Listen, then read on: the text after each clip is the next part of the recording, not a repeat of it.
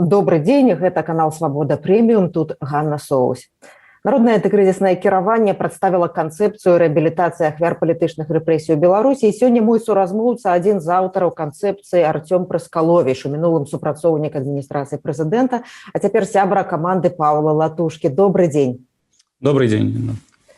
У канцэпцыі гаворыцца, я працытую цяпер, пра рэабілітацыю ахвяраў палітычных рэпрэсій, якія ажыццяўляюцца дыктатурай Лукашэнкі з 20 ліпеня 1994 году. Канцэпцыя прадугледжвае як вызваленне людзей, якія знаходзяцца ў турмах і следчых ізалятарах па палітычных матывах, так і дапамогу і кампенсацыі іншым пацярпелым ад незаконных дзеянняў улады. Конец цитаты. Вот за все годы кіравання Александра Лукашенко были памілаванні палітвязням, збольшага это были памілаванні под ціскам санкцый, были традыцыйныя амністыі, были адзінкавыя выпадкі з Андрэем Бандарэнка, калі асуджаныя змаглі праз суд аспрэчыць ці скараціць тэрмін. Але я не припамінаю ніводнага выпадку рэабілітацыі, тым больш, што гэтага вельмі шмат дамагаліся і гэтага патрабавалі палітвязней. Ну і з часоў Хрушчова такога ніколі не было ў Беларусі. Ну такая была моя першая рэакцыя на эту канцэпцыю. На які сусветны досвед вы абапіраліся пры стварэнні гэтай канцэпцыі? К сожалению, за международным опытом далеко ходить не пришлось. Еще свежи в памяти реабилитации жертв сталинских и коммунистических репрессий, которые происходили в Советском Союзе, точнее после его развала в постсоветских странах. И, наверное, в Республике Беларусь эта работа была проведена недостаточно хорошо, что позволило установиться, по сути, такому же режиму, только изменившему свои формы, в связи с чем сейчас приходится думать о реабилитации жертв новых политических репрессий. Угу. Скажите, калі ласка, ну вот сапраўды колькасць палітычных зняволеных у Беларусі, першы быў у 95-м годзе, гэта быў паэт Славамир Адамович, потом гэта былі сотні чалавек, ну цяпер на тысячы ідзе разлік. Уяўляеце вы, з якой лічбай пацярпелых давядзецца мець справу, бо гэта сапраўды велізарныя лічбы? Да, за все годы это действительно может быть огромное число лиц, но мы понимаем, что многие из них предпочтут забыть какие-то события и не обращаться за реабилитацией, за принятием этого юридически значимого действия, потому что все это сложно людям очень переживать. Конечно, последний год – это всплеск.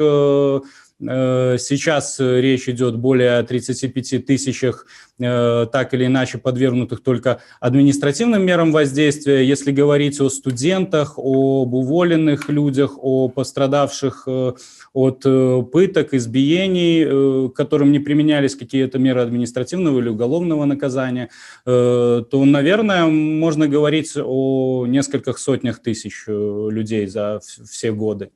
Некалькі сотен тысяч чалавек, гэта велізарныя лічбы і велізарны памер працы. Каб ацаніць, ну, справу, в любым выпадку справу трэба разгледзець, перш чым пачаць рэабілітацыю, так? Якім чынам, які механізм працы з гэтым будзе? Мы предполагаем, что будет создана национальная комиссия по вопросам реабилитации жертв политических репрессий. В любом случае потребуется некий внесудебный орган, потому что вопросы будут лежать не только в плоскости судебного пересмотра дел. Решения принимались также органами правоохранительными, например, какими-то другими органами, которые наделены административными полномочиями. Опять же, увольнение, отчисление. Какие-то вопросы будут вне компетенции суда, организационные, вопросы оказания помощи, вопросы перенаправления документации и так далее. Действительно, это работа не одного дня и, может быть, не одного года, но надо понимать, что за эту работу надо взяться и обязательно ее четко, качественно сделать от начала до конца, чтобы каждый пострадавший был реабилитирован, признан жертвой политических репрессий. Память о таких людях не должна быть забыта. Эта информация должна доведена быть до всего белорусского народа и мирового сообщества. В первую очередь для того, чтобы восстановить права людей, вернуть им утраченное по возможности.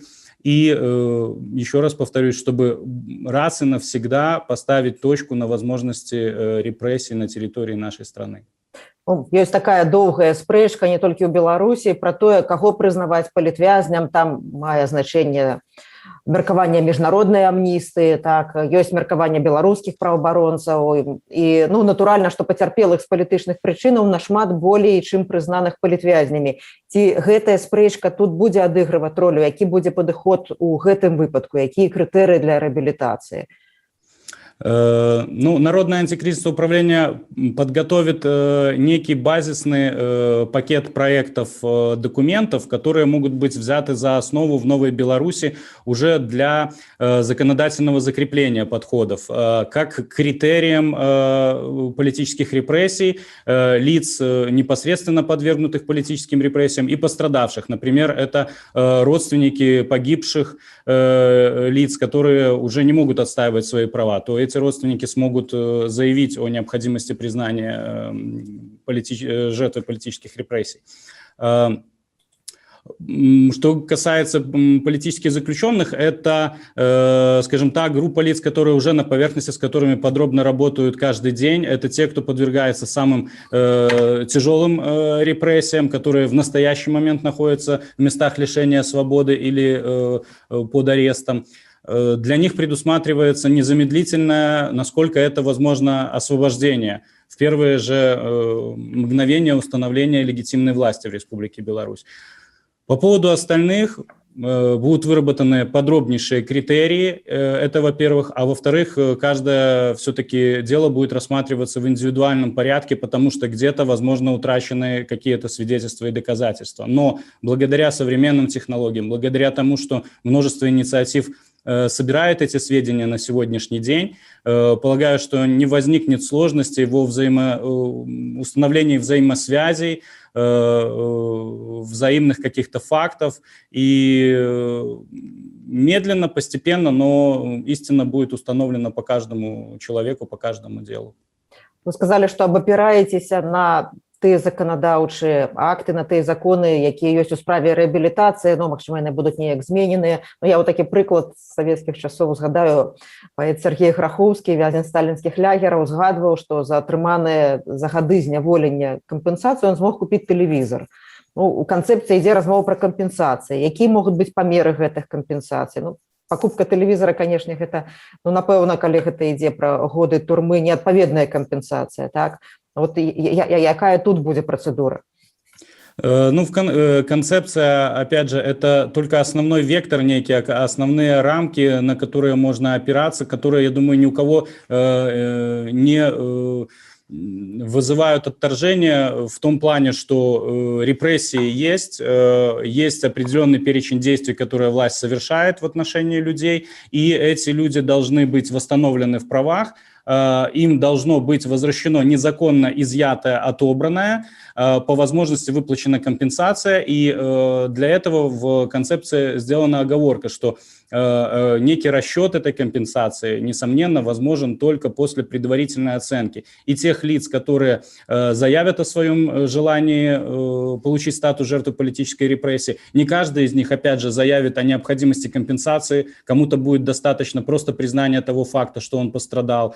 Поэтому это вопрос, несомненно, предварительной оценки после сбора информации об объеме политических репрессированных и их требованиях.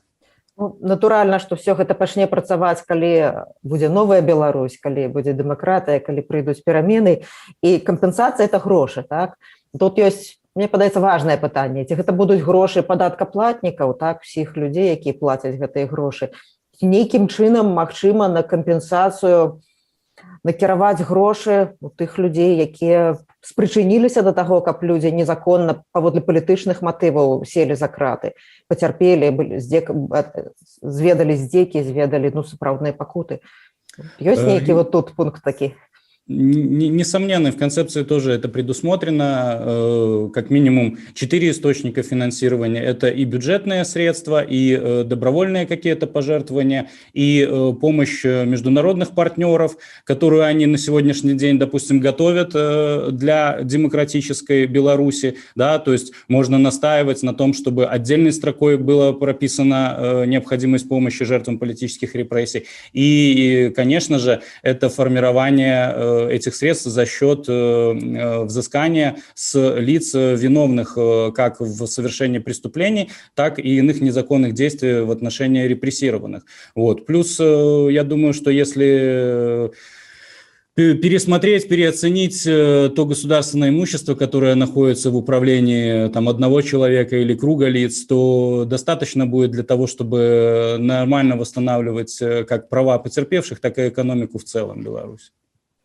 Спадар Артём, мне падаецца, што вот такая вельмі важная канцэпцыя рэабілітацыі ахвяраў палітычных рэпрэсій немагчымая без беларускага Нюрнберга, так?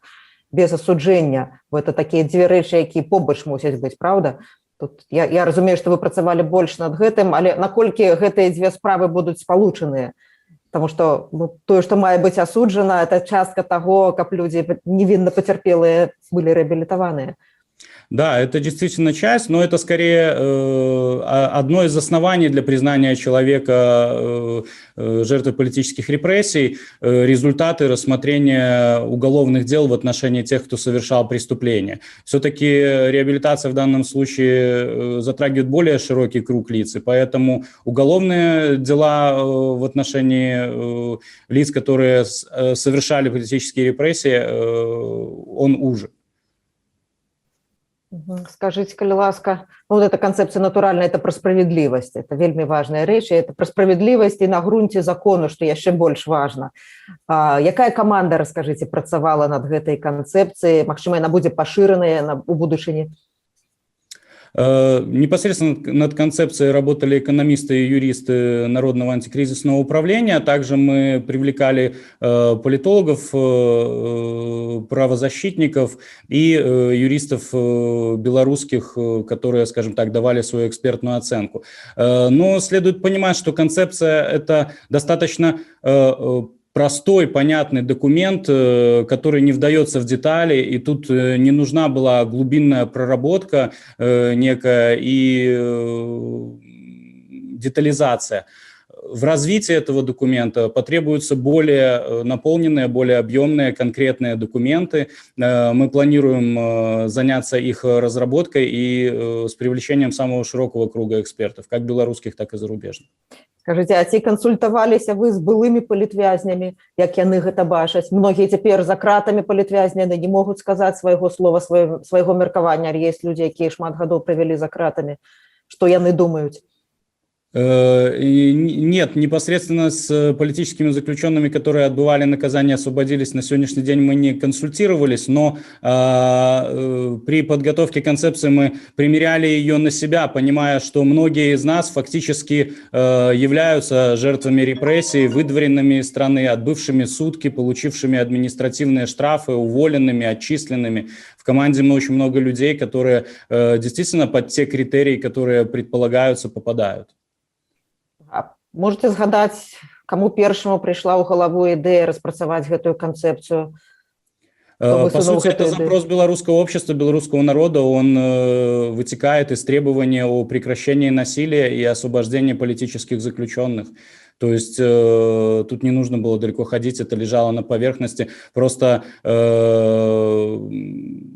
как только появилась возможность подступиться к этому вопросу, осмыслить его, поскольку он является, ну, по моему мнению, первоочередным, подлежащим к решению в Новой Беларуси, то был сделан шаг, была сделана попытка обозначить какие-то рамки этой работы в будущем. А какая ваша особистая мотивация? Восстановить справедливость и законность. Скажите, калі ласка, хто з ваших сяброў, блізкіх вам людзей цяпер за кратамі? Ці ёсць вот людзі, якім вы пішаце лісты, сэрца за каго у вас баліць? К счастью, никого непосредственно из моих близких и друзей, знакомых за решеткой нет, но во время августовских событий многие родственники и друзья прошли через этот путь, и я, в принципе, знаю Павла Северинца, все остальные люди, находящиеся за решеткой, они не создают впечатления за все те годы своей деятельности, что для них есть основания применять те пытки, те издевательства, которые применяются в отношении них. Так долго расследовать дела, которые по утверждению власти лежат на поверхности, которые всем однозначно понятны. Тут же не нужно быть даже большим специалистом в методике расследования уголовных дел. Если заявляется о том, что все однозначно и очевидно, то уголовное дело доходит до суда в течение месяца-двух, а не уже год, практически многие люди за решеткой. Можно сказать, что вся Беларусь находится за решеткой в настоящий момент, и поэтому эта концепция, это знак, посыл всем людям о том, что они не забыты, есть понимание, что необходимо сделать после освобождения, есть понимание, что в первую очередь надо выпустить на свободу тех, кто незаконно удерживается в застенках тюрем и СІЗО. Дзякуй вялікі. Гэта быў Артём Праскаловіч, сябра народнага антыкрызіснага кіравання, які працаваў над канцэпцыяй рэабілітацыі ахвяр палітычных рэпрэсій у Беларусі. І паводле падлікаў каманды, якая працавала над гэтай канцэпцыяй, пад рэабілітацыю могуць трапіць сотні тысяч чалавек, якія пацярпелі за часы прэзідэнцтва Александра Лукашэнкі. Дзякуй вам вялікі. Вялікі дзякуй, до сустрэчы. До сустрэчы, до пабачэння.